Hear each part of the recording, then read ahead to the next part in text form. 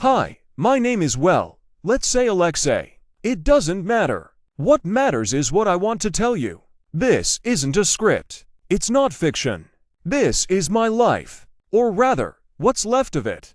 And this nightmare has a simple name: 5 years of lies. 5 years where I loved a child who wasn't mine and trusted a woman who was weaving a web of betrayal right behind my back. It all started.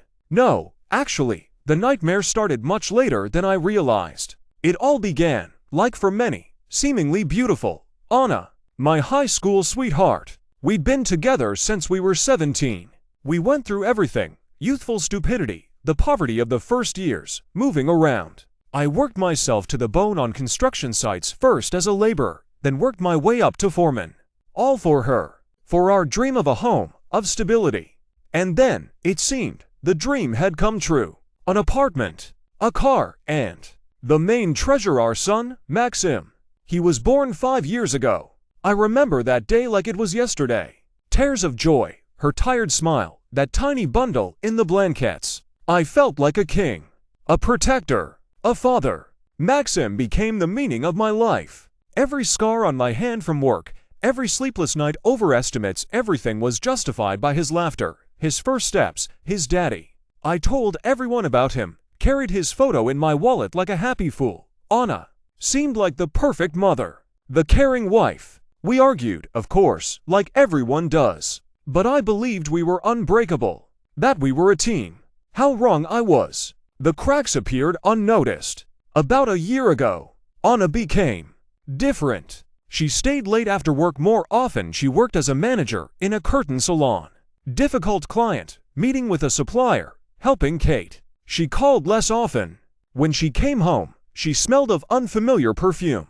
Not her delicate scents, but something sharp, expensive, masculine. I noticed, but pushed the thoughts away. Trust is the foundation of a family, right? Then the phone. Before, it was always lying around. Now constantly in her purse, on silent, screen down. If I accidentally picked it up to hand it to her, she'd snatch it away like she was scalded.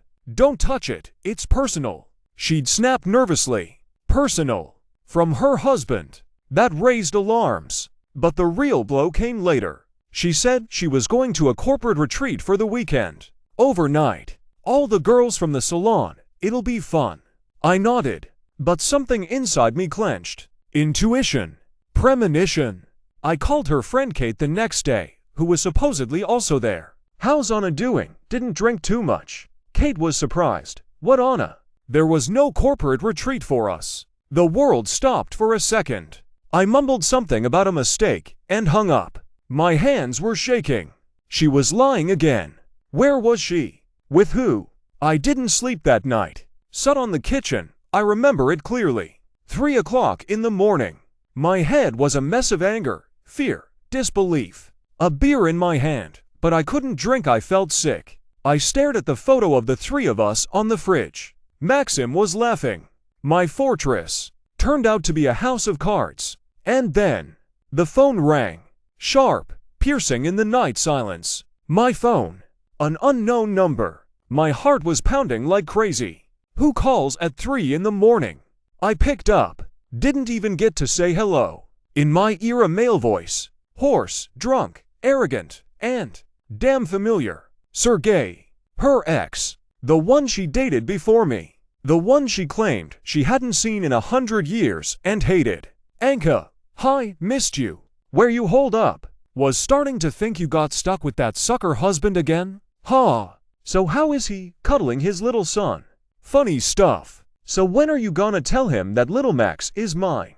Ha. Or you gonna keep dragging it out? Come on, head out, like we agreed. Miss you. Every word was like a knife plunging into my heart. Sucker. Little son, mine. The air rushed out of my lungs. I couldn't breathe. The hand gripping the phone turned white. A deafening ringing filled my ears. The whole world shrank to that voice on the phone, and the icy terror freezing my body. Sergey. She was seeing Sergey. Lying. Cheating. And Maxim. Not mine. What? Silent. Is he there again? Sergey kept yelling. I found the strength to speak. The voice wasn't mine. Alien. Low. breaking with rage and unbearable pain. This isn't Anna. It's her husband. That very sucker. Silence on the line.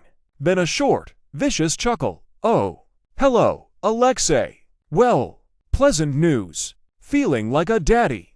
I threw the phone. It clattered onto the table. My hand jerked, knocking over the beer can. It crashed to the floor, spilling cold liquid over my feet. I sat there shaking. From fury. From betrayal. From the realization that 5 years of my life, all my love for my son, were built on a lie. My son. Not mine. How? When? How many times had she? With him. Footsteps. Key in the lock. She came in. Saw me in the dark, the spilled beer, my face which must have been chalk white. Her smile strained, automatic froze. Lyish. What happened? Why aren't you asleep? Her voice unnaturally cheerful. I didn't say a word. Just picked up the phone. Found the recording of the last incoming call. Pressed play. And put the phone on the table, speaker facing her. Sergei's voice, drunk, cynical, filled the kitchen. I watched her face. Saw the blood drain from it. Saw her eyes widen in horror. Saw her hand fly to her mouth. Lyish, it's not what you think. He's drunk. He's delirious. He's just getting back at me because I left him for you. Her words poured out in a torrent, fast, panicked, unconvincing. I stood up, walked right up to her, looked into her eyes, those eyes I had trusted for 8 years, and asked quietly, so quietly it scared even me. But every word was a gunshot. How many years? She fell silent. Her lips trembled. When did it start? She looked away. Not long ago.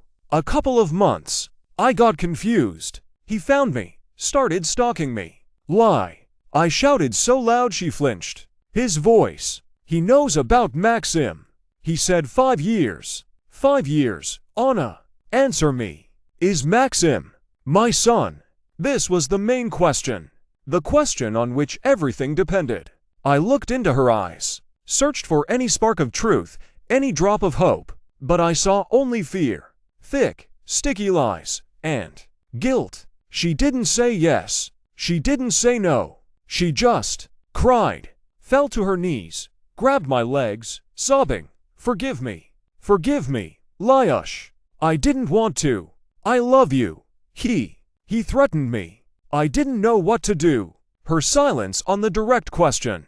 Her hysterics instead of an answer. That was the answer. The most terrible one. My heart shattered into pieces. Not just because of the affair. Because of him. Because of Maxim. The boy I'd called my son for 5 years. Into whom I'd poured my whole soul. It turned out, he was the fruit of her secret affair with the man she supposedly hated. The fruit of a betrayal that had lasted, judging by Sergei's words, for years. I don't remember how I pulled away. How I ran out of the house. How I drove through the night city, not seeing the road, wiping away tears of rage and despair. One thing was clear. I had to know for sure. Every last drop of truth. Even if it killed me. The next day I went to a clinic. Got a DNA test. Secretly, while Anna was at work. Took a sample from Maxim, a cheek swab, while he slept, and one from myself. Waiting for the result, those were the longest days of my life. I lived in a fog. Work slipped through my fingers. I couldn't look at Anna. Couldn't. The sight of her made me physically sick. She cried, begged, tried to hug me. I recoiled. Her touch became alien, repulsive. Maxim. God, how did I look at him? With love. With hate. With wild, all-consuming pain. I didn't know. I just waited. Waited for the verdict. It came in the mail. An envelope. Thick. Official. My hand shook as I opened it. Flipped through the papers, not understanding the terms. Looked for the main thing. And found it. Probability of paternity, 0.00%. Conclusion. Alexei Petrovich S. Me is not the biological father of the child. Maxim A. S. 0%. 0. A big, fat 0. Final. Irrevocable. The verdict. I didn't cry. I didn't scream. I just sat there staring at that paper. 5 years. 5 years of my life. My love. My hopes. My faith in family. All crossed out by one number. 0. The child I adored, for whom I would have given my life, wasn't mine, biologically. And my wife, no, not my wife anymore. The woman I shared my life with, turned out to be a liar and a traitor on such a scale that even now, after time has passed, it's hard to comprehend. She didn't just cheat. She wove a lie into the very foundation of our family, into our shared child, and maintained that lie for 5 long years. What happened next? Divorce? Of course. Messy, hard. She tried to contest the test, lied in court that I faked it, that Sergei was a psycho, that she was a victim. But the truth, the terrible, bitter truth came out. The court accepted the DNA results. Child support? No. He's not my son. Legally, well, maybe. But biologically, no. I couldn't. I just couldn't. After everything. Do I see Maxim? Rarely. By court order a few hours a month. And that is the hardest part. I look at him, at his eyes, so much like Sergei's, and I don't see the little boy I held in my arms, the one I read stories to. I see the living embodiment of betrayal. I see the pain. I see 5 years of deception. And I can't handle it. The love is gone. Only pain remains. Burning, endless pain. Why am I telling this? Not for pity. So that you know that sometimes a nightmare looks like the perfect family. That lies can run very deep and last a very long time. That trust is fragile. And that the worst betrayal isn't just cheating. It's betraying the very essence of family. It's when they palm off someone else's child on you and make you believe it's your blood, your flesh, your love. My nightmare lasted 5 years. But its consequences, they are with me forever. I didn't just lose a wife. I lost a son. Although, as I now understand, I never had a son. There was only a cruel illusion created by the person I trusted most in the world. Trust, but verify, especially when something feels off. Your intuition is your best friend. Don't repeat my mistakes. Don't live in a nightmare thinking it's happiness.